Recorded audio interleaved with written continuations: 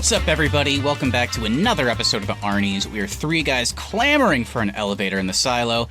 I'm Matt Johnson, and I fell over and bumped my head after getting drunk on silo wine last night. I'm Keith Baker, and I'm surprisingly tan for living underground. And I'm Austin Terry, and I'm always down for a fun lantern lighting ceremony. On today's show, of course, we are covering the first 3 episodes of the new Apple TV Plus dystopian mystery show, Silo. In a toxic dystopian future where community exists in a giant silo hundreds of stories deep underground, 10,000 people live in a society full of regulations they believe are meant to protect them. But are they? And is the outside actually a better option? We have a great premise and a great cast with this show. And I want to know, is Silo looking to be another big hit for Apple TV Plus? We have a lot of them. Will this be another in a long line? We are 3 episodes in and we have 7 to go, so there is still a lot ahead. But go ahead, give us your non-spoiler thoughts on Silo. Yeah, I hands down believe this is another hit for Apple TV. I was instantly hooked on this show. I started episodes 1 and 2, could not wait for episode 3 to come out this week. I think the mystery is so interesting. The just general vibe and atmosphere of the silo. I love every episode when we find out more and more how stuff works and how kind of society functions in this weird existence underground, but then also unsure of their own history. I think all the cast is fantastic, especially the various leads we've gotten in this show. It's just another Apple TV show where every week I get that kind of hit on Friday, like, oh, sweet, another Silo episode is out, get to learn more about this mystery. I think Apple TV is a great example of choosing to go quality over quantity, because they still don't have the massive library that other streaming services do, but they just keep putting out hit after hit. And I think they very much so justify the cost of their monthly subscription with the quality of shows they keep putting out. Yeah, I think I'm going to pretty much just echo you, Austin. I'm loving the show so far. I was also instantly hooked from the get-go. Like you, love the cast, love all the characters. I love this idea and this kind of sci-fi story. It's just one of those things you just can't wait to see what's going to happen and how it's going to play out. And I love that I don't think it's too spoilery to say they got some time jumps in this, and I think it flows really well. I mean, we've seen in other shows and other movies where they have some time jumps, flashbacks back and forth. It doesn't cut and edit so well, but this show, they seem to do it effortlessly in a way that it flows well. So really enjoying that. And just excited to see more of it. And I'm kind of getting some early 2000 TV vibes from this show of kind of a Lost style mystery, where that's what's kind of keeping me tuning in every week, is to learn a little bit more about the situation these characters are in. Yeah, definitely. I can see that. Yeah, I'm in pretty much agreement, I think. I'm really, really liking the show so far. Really enthralled by what's going on. It kind of hooked me pretty quickly. The premiere I thought was especially good. 2 kept the flow going, and 3 I thought overall was probably the weakest, but it has a great middle section, which is just one of the most tense moments in TV in recent memory. So that was kind of enough to keep me interested and super excited about what was going on. But yeah, I'm just in full agreement. They're playing with the mystery in a weird way. Like you said, it is very much like Lost, and like Keith said with the flashbacks, and kind of the way they're playing with that was something Lost always did, where it's I don't know, they had a good way of there was a mystery in the present day, a mystery in the past, but they also always influenced each other. So there's tons of great moments throughout all 3 episodes where they're doing reveals and twists and turns, and some of them happen in the past, but we've already seen the present before that. So it's oh, I guess I should have known that. But then then you feel an awe in the present after that. So it's wow, I'm this is really crazy how they kind of organize the story, and it all makes sense. It flows very well. It's super easy to follow. So it gets high props from me. The production design is out of control. The cast is great. Just the look of it and the ambiance is both eerie and strangely kind of inviting, even though it seems like a world that peaceful. Why would you want to live in? But yeah, I guess it's because it's kind of peaceful in a weird way. But yeah, I kind of feel if I say any more, I'm probably just going to dip into spoilers. But yeah, I can't wait to keep watching the show. Hadn't even really heard about it. And I always worry with some of the Apple TV projects that people, I think, love Ted Lasso. They'll check that out. But there's tons of other great stuff on there. We've said it a bunch of times. You have Shrinking, Slow Horses, Severance, of course. So tons of great stuff. And I think, like Austin kind of alluded to, I think Silo is just another on the list of their hits. So got to check this one out. Another interesting thing about the mystery with this show is they do a weird thing in the first episode, or maybe it's the beginning of the second, where they kind of give you the answer to the mystery, but it does it in a way where you need the other characters to figure out that answer. And then there's something that could be beyond the answer to the original mystery. So that's what I'm along for the ride for, to figure out, okay, I think I know the answer, but what is the journey going to be for these other characters? And then what is that going to look like once we get beyond the current mystery? Yeah, for sure. I think, we have 10 episodes, like we said, and we're only 3 in so far. I think so far they seem to be doing a good job of, giving us obviously huge questions and giving us answers very periodically. But they're already giving us some answers, but kind of like you said, sometimes they're giving us half answers, and there's clearly way more to that individual thing. And there's tons of other mystery elements that they keep introducing, but it never feels like too much. So I'm liking the balance of questions and answers and just like the flow of everything. So super excited, but kind of like it sounds like we're saying, we're really teetering here. There's so much to talk about. Like I said, I don't know. I haven't heard too much about Silo from you guys, and I have one other friend that's watching it. So this gets a big recommendation. Crazy cast, great premise. Go check this out. Watch all the 3 episodes that are available now. Then come on back and listen to everything we have to say, because the rest of this episode is going to be all spoilers. And like, if you listen to anything without watching, you're going to be fucked right away, because I think like the first question we ask, we're not going to be able to hold it in. We're just like, what'd you think about this? And like, all that. So go check it out and then come on back. Let's get into it.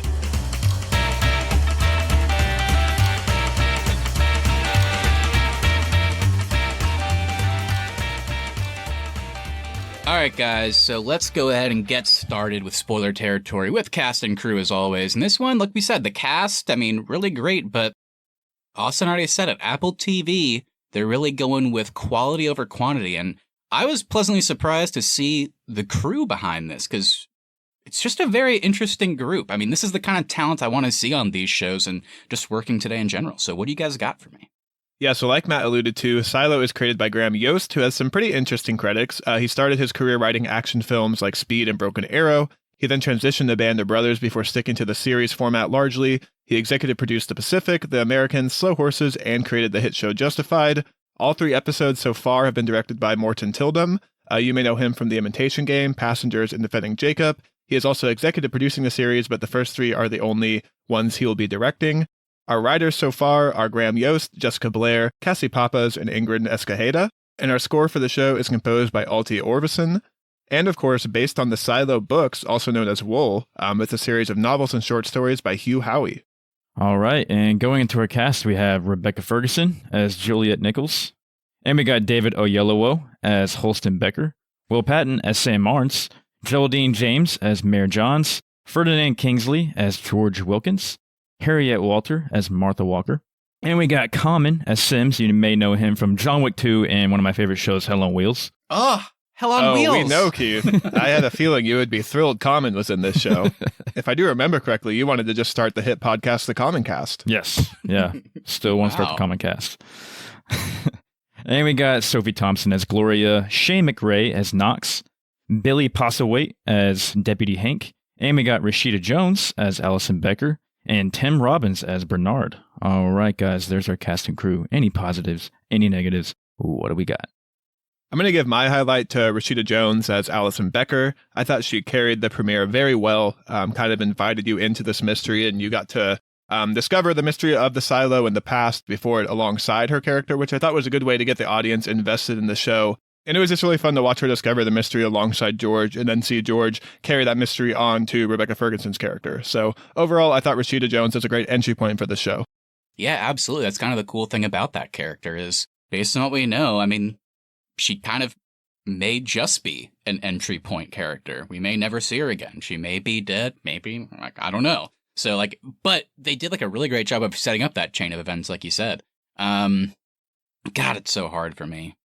Pretty much all the cast and crew. Everybody kills it. They're so good.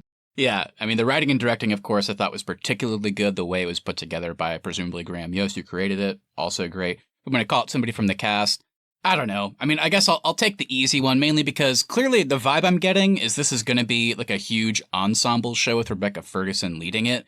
And 3 episodes in, we've gotten glimpses at some of these side characters. My guess is we're going to see a lot more of them in the future. So it's hard to say.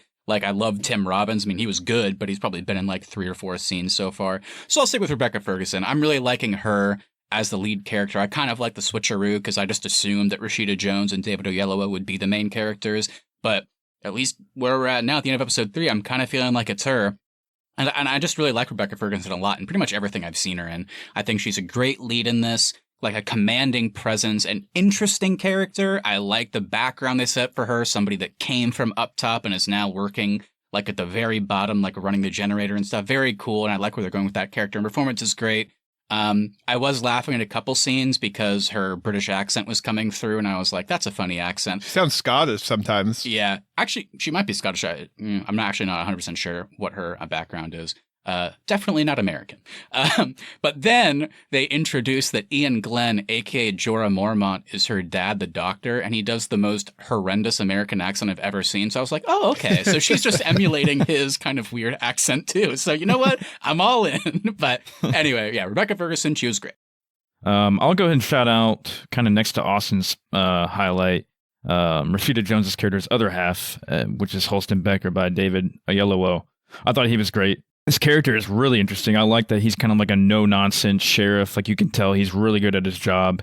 Like, even when it comes to his wife, he still like kind of like rides the fence as far as like being personal with her, but also trying to do his duty as the sheriff of over all of this place of 10,000 people. You can tell he's pretty beloved too, like in the community. Yeah, he's just, you can tell like the mayor respects him, his other deputies respect him. He's not somebody who cuts corners. He's kind of a Boy Scout with it. He does not stray from his job at all, you can tell. But then, obviously, you know, as he thinks that his wife's theories and all that are not going to get the best of him, it eventually does, and he has to go find out for himself. So I like that. I liked his turn for sure, and I definitely liked the emotional departure from his wife too. Whenever she does end up having to go out of the silo, so I thought he played it really well, and I hope we do see his character again. And yeah, Keith, I guess that's a good place to start our broader discussion. Let's start with going outside. So we do have Allison go outside and presumably die in the first episode. And then we have Holston Becker follow her outside, say she was right, and then he dies as well. So I want to start there, I guess, which, what do you think is happening outside? I guess, do you think these characters are actually dead? Do you think there could be more beyond this? My theory is the higher up people in the silo, the judicials, are gassing the people through their helmets. So I do think Allison is dead, but I think since Holston took his helmet off, I think there's a chance he lived because he kind of got away from the gas. I'm not sure about Allison dead. Maybe this is something you guys caught that I didn't. But whenever Holston does go outside and he does take his helmet off and he does see that it's actually green pastures and not some dead world, I don't remember seeing Allison's body straight ahead whenever he was looking. There were no up bodies the in the There was no bodies. world, yeah. Yeah, so... But maybe you're right, on the Austin. camera there was. But the camera there was, so it's like they're CGIing these people falling down shortly after they go outside, I guess. Yeah, I mean, this opens Pandora's box. I mean, there's so many questions. To Keith's point during the cast, I think there's no way we don't see David Oyelowo again. I'm not saying that he survived the outside, but there's clearly just a lot. There's a period of at least a year or two that we haven't seen of Holston Becker, which is him leaving Juliet Nichols after they go see the digger underground. He's like, I'll give you a sign, I'll be in touch. And then years pass, and then he just randomly is like, I want to get out, I'm going outside. And then Juliet Nichols was like, he lied to me, but then he gives her the sheriff badge, and it says truth on the back. That's the sign. So basically, there's a couple of years where he was investigating, and he clearly found something out that made him want to go outside. And it, like I said, it opens Pandora's box, because why would you take if you lived your entire life in this silo? I understand, like, you get outside and you're like kind of like, whoa, I'm weary, all of a sudden I'm coughing. I don't think anybody's immediate reaction would be to take their helmet off. So my wonder is, did he know that maybe he could? Did he see a video like Allison did of somebody without a helmet out there, and he's like, maybe this is something I should do? So I was wondering about that. I'm also so curious about the tech of what they're doing, because like you said, Keith, it's to some degree or another, they're CGIing bodies, because either in the visor and the helmet when you walk outside, in the green pasture, either they're somehow removing the bodies from there, but it also begs the question, how do the people in the cafeteria look out into like a dead world and they see the bodies and they see Allison, they see Holston moving, but from the cafeteria perspective, they're seeing an apocalypse, and from Holston and Allison's perspective, they're seeing green. So how are they moving in a different landscape? Is it VR? I don't know. Like, tons of questions about all that. So my thing is, I just don't know about the outside yet. I think I kind of lean towards you, Austin. My ultimate guess is that I don't think either is true. We see the glitch in the screens during the blackout. I don't think this crazy fucked up post-apocalypse with bodies that they're showing is real. But I also, just with how saturated the green pasture, like, wow, it's so perfect. There's something off about that. I don't think that's real either. My guess is it's something in between or something completely different. But what I do agree with is they're clearly, whether it be judicial or someone else, they are gassing these people as they're leaving. I think they want them to think they're seeing the green so that they clean the camera, because that lets everybody inside know that they should stay inside, right? But then they get to have their cake and eat it too by gassing them and ensuring that these people die to prove a point, I guess. So I still don't know. But I think because he took his helmet off, you might be right that maybe we see him down the road on the outside. I'm not sure. Yeah, because they do say they've never seen somebody take their helmet off before. So that was the thing that stood out to me there. I'm also wondering is the world that vibrant and green and bright because humanity is not living on the surface anymore, like to the scale they may be used to. So maybe the Earth has come back a little bit. So maybe nobody was expecting the Earth to survive whatever happened before they went underground. And now that no one's been there, like deteriorating it, maybe it has come back and it is that vibrant and green, and just nobody knows that they could come back out and start a new society yet. Yeah, whatever happened, the question is how much notice was there? Because we saw the size and scale of that digger that dug this entire thing. That's not something they could have done and then just like closed a hole. Like they clearly dug that, put whatever they said, like 30 feet of cement on top of it, built this society, put people in it, and then closed it. So it's like, whatever happened? Like how much notice did they have? Yeah, it begs a lot of questions. I don't know.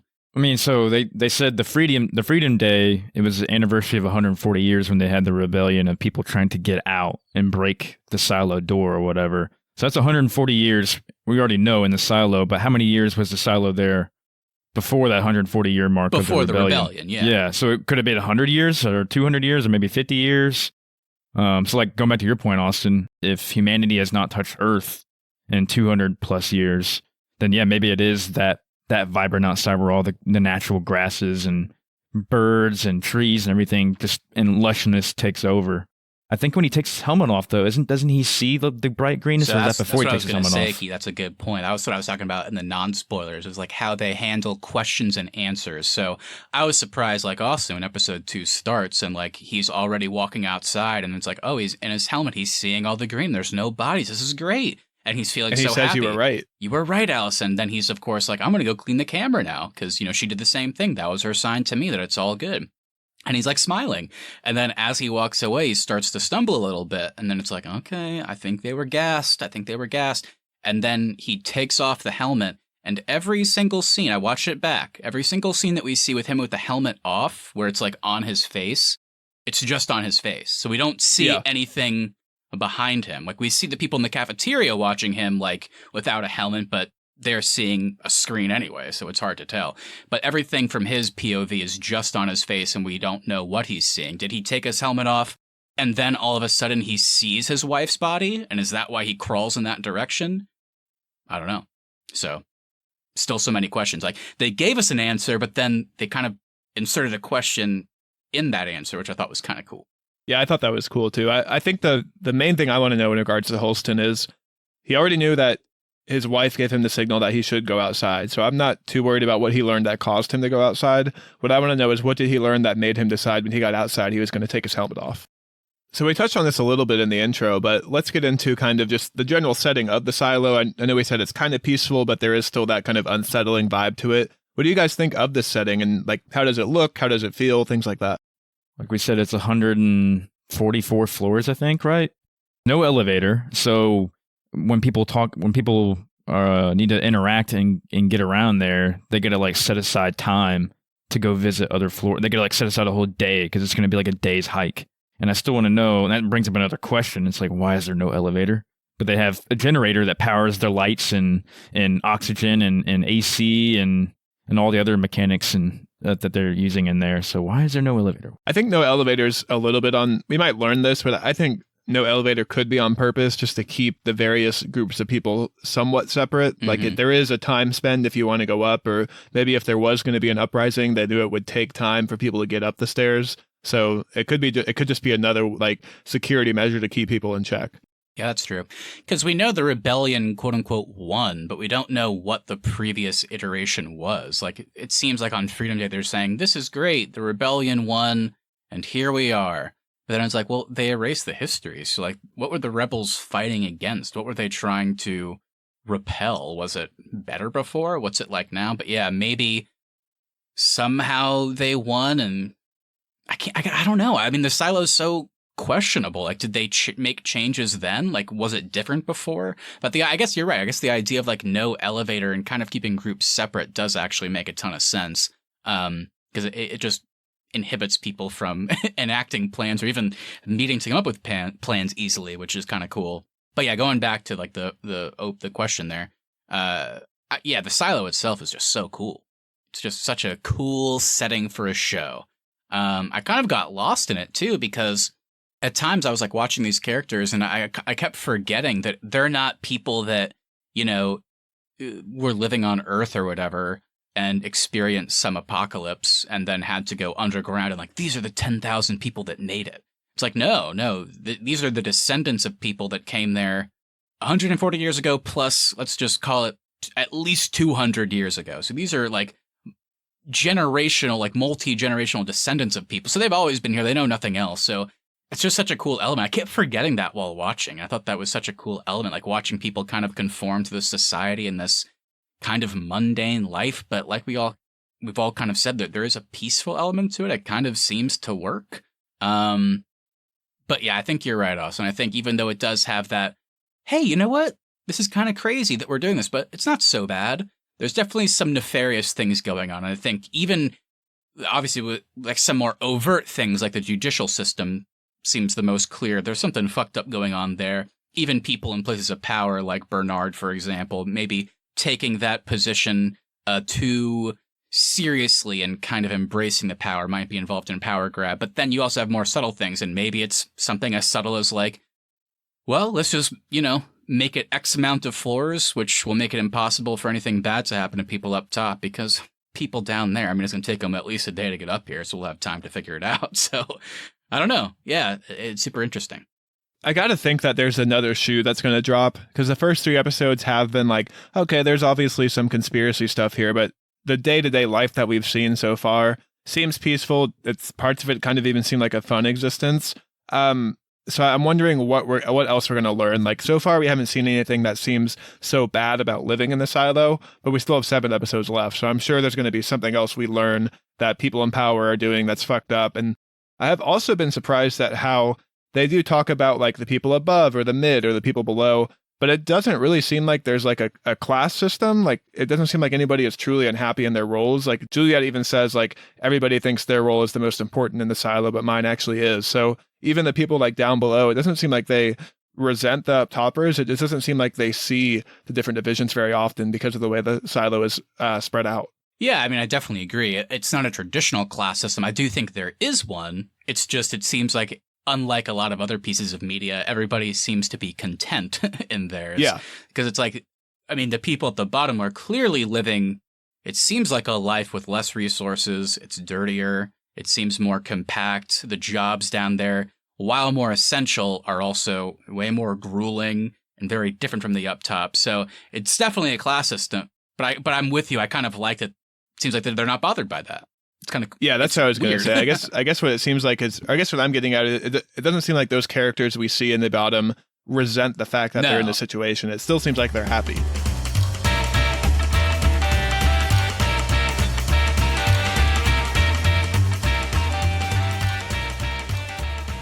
I'm kind of getting the vibe so far, just 3 episodes in, without even having seen any of them, that you don't want to, you know, mess with Judicial, because they'll probably push you off a balcony like they did to George. Which makes me question like the mayor's role in all this, because she's clearly doesn't seem like she's in on any conspiracy. She just seems like she wants the best for the people, and she's like just in charge of like management. Yeah, she seems like she's the decision maker for the everyday people, but I wonder if she is unaware how much Judicial may be pulling her strings. Kind of the vibe I'm getting. I mean, we don't know the ins and outs of the governmental body yet. It's like, is the head of judicial the quote-unquote president of the silo? Because if that's the case, then they would obviously outrank a mayor, you would think. Or in this role, is the mayor the highest-ranking person? And if so, that's almost even scarier because somebody was able to kill her. I mean, I'm feeling pretty confident that, she's dying from whatever happened there. That was done pretty easily. And if she's like the highest ranking person, it makes me even more scared of what this governmental body is capable of, or whoever did it. But I'm assuming they're connected to that body in some way. You think there's a chance she killed herself?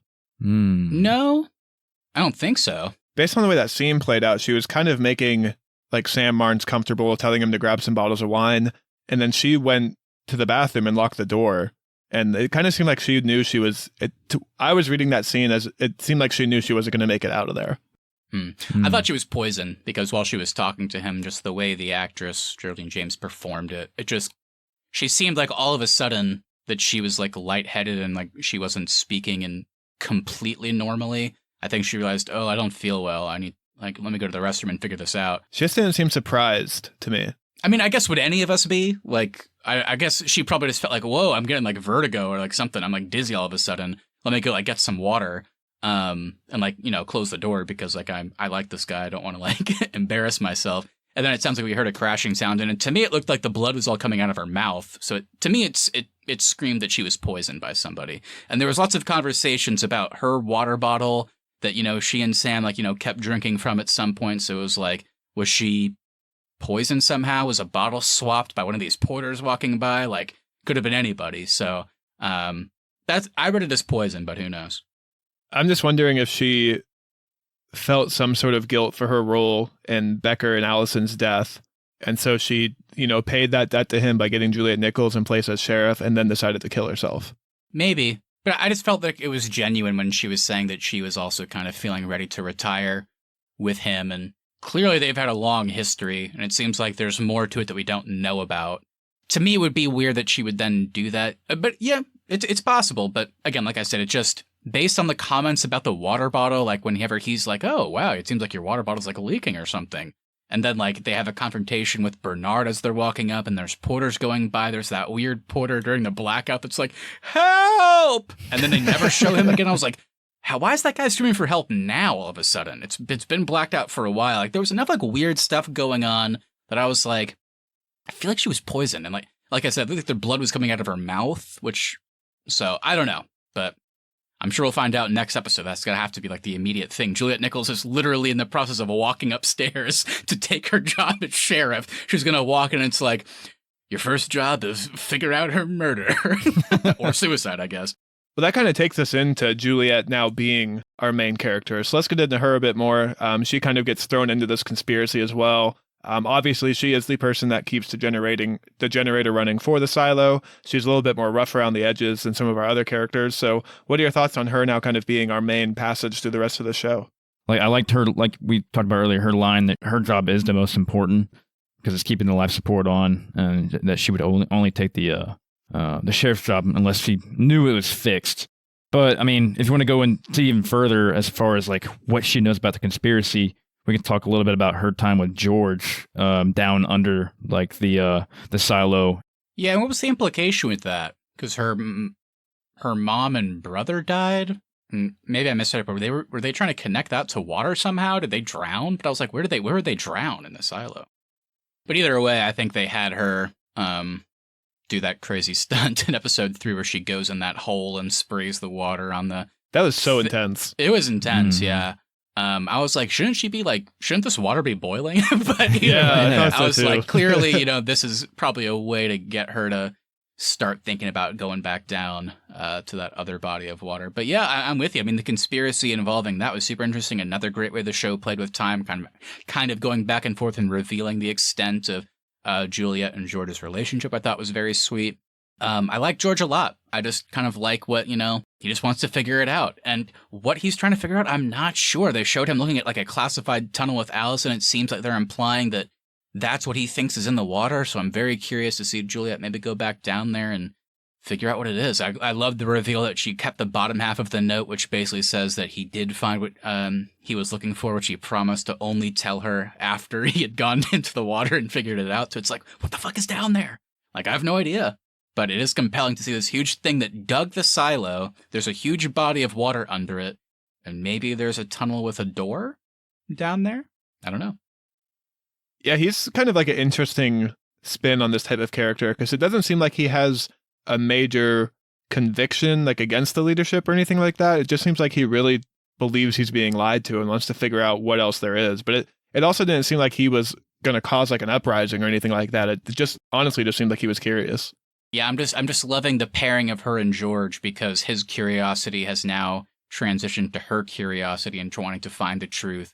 And like the reveal of like Holston Becker, a guy that hadn't talked to her since they were both down there, is gone, probably dead, at least in her eyes, feels that he lied to her, but then drops the bomb. The mayor comes down to drop the bomb on her that he was her pick for sheriff. So, like, tying that curiosity, her wanting to find the truth, now she's the sheriff of this place, like, it just makes for such a compelling character. And going back to what we said earlier, like, the fact that she has this background of somebody from pretty high up with a very respectable father, which is very important in a place like this. And then she made the choice at 13, I believe they said, to go all the way down from there, live and work in mechanical, run the generator, and hasn't really gone back since. I like that her friend was not even talking about the sheriff position. She was like, whenever you go up there, you're going to have a lot to kind of, rectify in your mind. And Juliet was like, yeah. So just like a super compelling, well-written character, one that I'm very much rooting for, one that I want to figure out this mystery, one that I didn't think was the main character going in. So it's just it's a crazy, just great way to do it. And it seems like I bet she's going to be really good at the job just because of her experience and background. But I'm wondering how much of her time is, because she's clearly not invested in being sheriff. She's invested in figuring out whatever it is that Becker found out. I wonder how much of a conflict there's going to be with her and the rest of the kind of deputy group of how invested is she actually in being sheriff or just trying to figure out her own stuff. Yeah, I mean, going back to what you said earlier, Matthew, with her pairing up with Marnes, I feel like she's definitely going to turn him in the way of the conspiracy, and they're maybe going to have to try to, coincide doing their jobs with also figuring this thing out. And then, like you said, Austin, and how is that going to collide with the judicial, or maybe if the mayor dies, the new appointed mayor? Is the new appointed mayor going to be somebody that judicial thinks is obedient, it's going to follow the right path? Or is the mayor elected here? I don't know. I don't know how it works yet. And I wonder if she'll discover that the mayor was murdered, and that's how she'll turn Marge to her case. Yeah. I also just like the idea that it seems like Becker found out something, and the only way for Juliet to find out that same thing, to find the truth, as he put it, is she has to have the clearance of sheriff for whatever reason. Yeah. So I like that idea. It's like he was like, okay, I was able to find this out because, people aren't going to question me. So the only way that I can pass on that information that she's looking for that will kind of break this whole thing open is she has to be sheriff. So I got to make her sheriff and then go outside. So just, super compelling. Which is also him still playing it by the books, too. Yeah, so one thing we need to do kind of touch on, we might have touched on it a little bit. When the power does go out, there's a glitch in the screen for like a brief second, going from the apocalyptic world to the green pastures world. And some of the people in the silo see it. Like, not everybody was looking at the same time. And everybody's kind of like, whoa, what was that? Yeah, it was so fast. Like, what are they supposed to really do with that? Yeah, they don't know anything else. But yeah, that's, to me, that also kind of, part of me was like, how cool would it have been if we only saw, like a camera on David Oyelowo's face as he was walking out the whole time.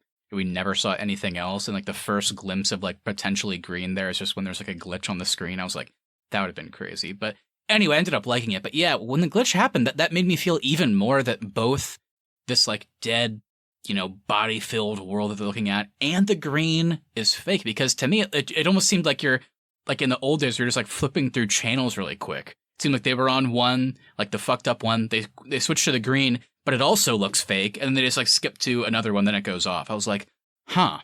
It all just looked fake to me. It just looked like screens that they were projecting something on, but I don't know. It'll be interesting if anybody, Like any one of those people that happen to be in that room, do they bring that up to anybody? Do they bring it up to Julia because they feel more comfortable with her because she's more like them? I don't know. But that was a crazy moment for sure. Yeah, I wonder if that may have just been for the audience of this show, because I don't remember there being any major or minor characters that we know in that room.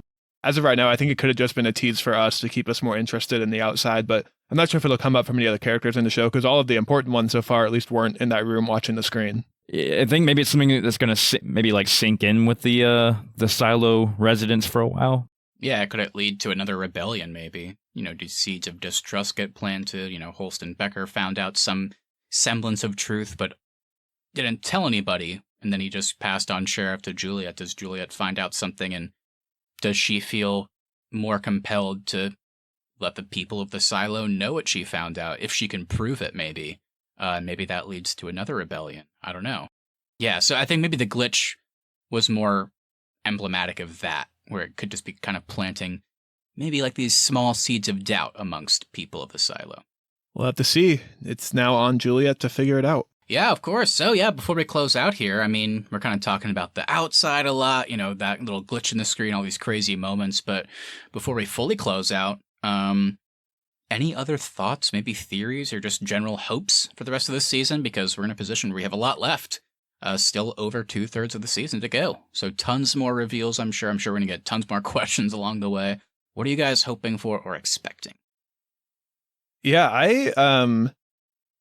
I'm just excited for more of this mystery. I know that sounds simple, but episode 3 almost feels like it could have been a penultimate episode before a finale, but we still have 7 left. So there's clearly a lot more story left to be told. I just wonder how much time is actually going to be spent with Juliet as sheriff. Does this round of characters that we know end up dying as well? And then there's a new group that gets past the mystery on. I have no clue what to expect, but it kind of feels like we know the general outlines of this mystery, and there's just like tinier questions we need answered. So I'm just excited to see her kind of figure it out, and I want to know what Becker learned and if any of these people that went outside are potentially still alive. Yeah, same. I'm kind of with you, though. Like, after I finished episode 3, I felt like I had just finished almost a whole season of this show. It feels like it was just a lot thrown at you and a lot of content, but it all flowed really well. But yeah, it was just a lot to take in. So I'm excited to see what they can do with 7 more episodes. I can't even imagine. But I'm definitely excited to see what the agenda is of keeping these people in the silo. I want to know what the history is, like, beyond the silo, like on Earth. What happened to Earth to make them even get into this place hundreds of years ago? Was it a nuclear holocaust? Was it like a virus? They're being told it's poisonous gas out there. So what led to the silo in the first place? So yeah, just excited to see how it all plays out. Yeah, I'm really curious just to discover more about the hierarchy and the history and the agendas, like you guys said, of things going on in the silo. There's still tons to figure out there because people are kind of dying left and right, not even on the outside, on the inside. So there's clearly something going on. I have the feeling that it has to do with people in power, maybe going for these higher positions like mayor, like sheriff. We didn't even really talk about the fact that there's this other, like, apparently strong candidate for sheriff that both Judicial and Bernard, head of IT, want. Billings or Billingsley, something like that. You have to imagine that's a character we find out something about. Does that become a big character? And is there a rivalry? I have no idea. Why does everybody like this person? So there's just tons of things to what's going on in the present day of the silo that I'm very curious about. Also, like you guys said, very intrigued about what's been going on in the past and how this even got here. And where it goes. Like, do we see some of these characters that we think are potentially dead? Do we see them pop up again? Is there hope for them? And if there's hope for them, maybe there's hope for our characters in the current silo to get out and maybe find them. And I don't know what that would even look like or mean going forward in a future season. I don't know what that would lead to, but I'm very curious. I think, like, kind of to close, the best thing I could really say is, like, watching these 3 episodes, my mind was really running the gamut. I think especially whenever I got to the point where I was like, I don't believe this green thing that they're seeing. This is just something they're somehow putting into the visor. I don't buy this. But I also don't buy the fact that it's just a completely barren world. And, when you walk outside, you just die. I think they're being poisoned to some degree, but I think there might be hope. But like I said, the best thing is my mind. Once I came to that point, I couldn't stop thinking about it for the rest of episode 2 and 3. I was like, all right, what's going on here? Like, what's the craziest thing I can think of? Are they like, was this supposed to be like a space colony that like went to Mars and they like were digging to create some type of colony, and then something went wrong. They left. Everybody on Earth thought they died, so the history was just basically lost. Are they going to walk outside and realize they're in space or something? I was like, are they going to walk outside and like there's going to be like this like big audience clapping for them, and like the big reveals this was just like a Truman Show type experiment? Yeah, that's what I was wondering. Is this just some big elaborate experiment and they were trying to see how long people would stay in there, and now it's just been generations and generations and society is fine outside? Yeah, like a social experiment, basically, just so people can watch what happens. And like it could be anything. So my mind was racing throughout the entire thing because like at first I was like, okay, so is it post-apocalyptic or is it actually nice outside? And they're just wanting to keep people in this silo for some reason by convincing them that it is bad out there.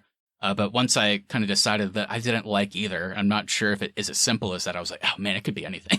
So I'm excited about that idea.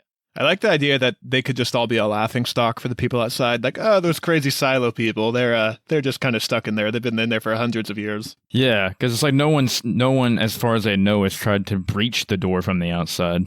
You know, no one's walking down the stairs and trying to get through the airlock and all that. It just doesn't make sense why there's no history. I'm not saying that in a bad way. It's just completely baffling based on them being down there for maybe a couple hundred years, maybe a little bit more. This rebellion happened, and for some reason, either that party or the party that was being rebelled against decided to delete everything. It's like, I don't understand who wins in that situation. So the fact that like there's no history makes me think it's because there's something maybe more nefarious going on the outside about people aware of what they're doing. I don't know.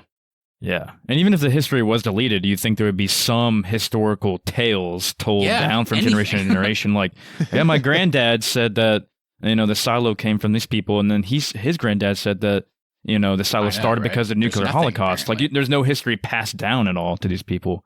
So all the history they knew was on files, and that's it. Like, oh, I guess we don't know anything about ourselves. You know? Yeah. They got I'm deleted. curious about that. I want to know more about that. Well, one day we'll get the answers to these mysteries, but all we know is today is not that day. Today is not that day.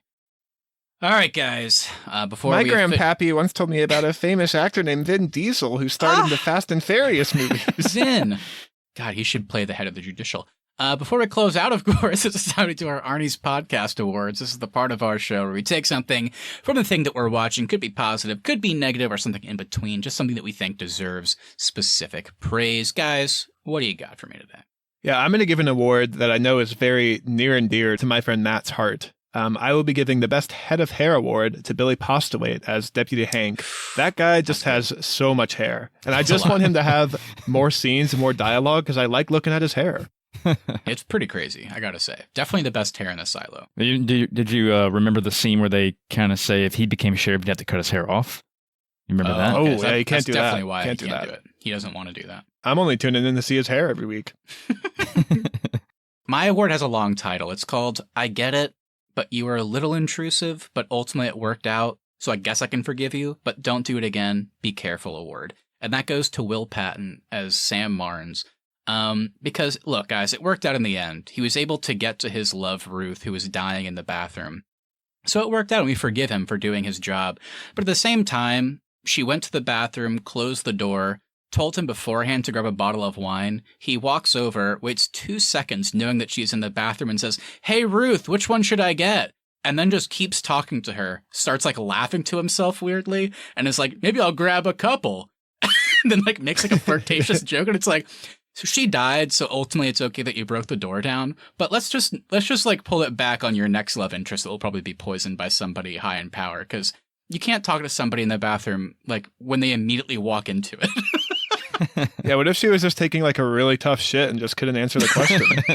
And started bleeding from the mouth.